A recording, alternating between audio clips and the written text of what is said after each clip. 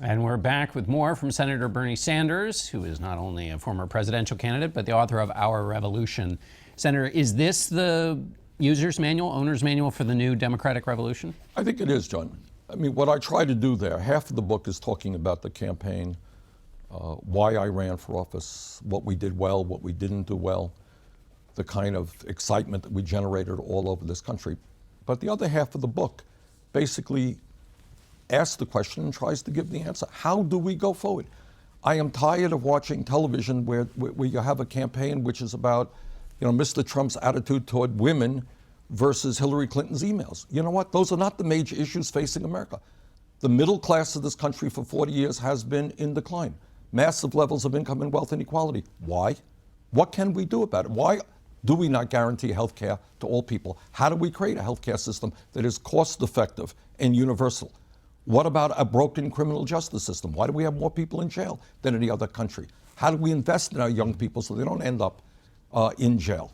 What about immigration reform? So what that is, it says we have got to have, as a nation, and the media has got to do it as well, John, a serious discussion about the serious issues facing America. And by the way, what astounds me, and I hope this changes very quickly, is we now have a president-elect who actually does not believe that climate change is real.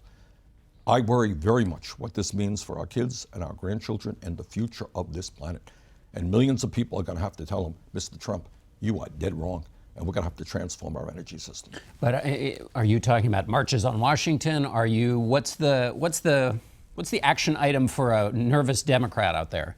Is to understand that on virtually every major issue, raising the minimum wage, climate change, pay equity for women, rebuilding our infrastructure, making public colleges and universities tuition-free, we are the majority. That is what the American people want.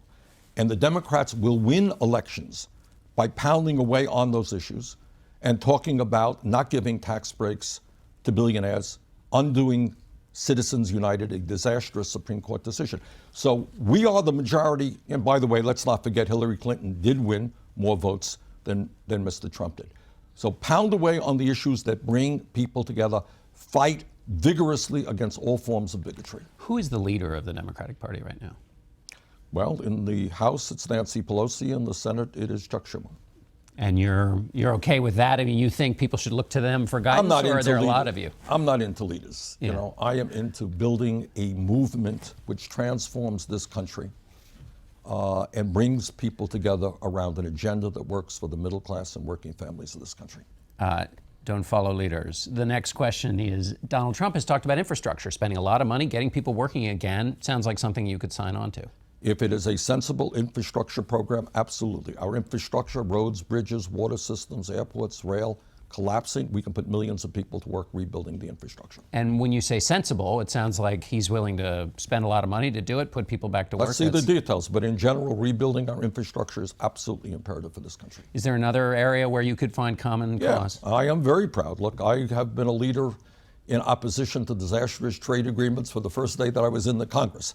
To the best of my knowledge, the TPP is now dead. I fought it. Hillary Clinton fought it. Mr. Trump is opposed to it. There's an area creating a trade policy so that corporate America starts investing in this country, not in China. Yeah, we can work together on that. All right, Senator Sanders, we'll look forward to having you back. Thanks so much for being here with us, and we'll be back in a moment.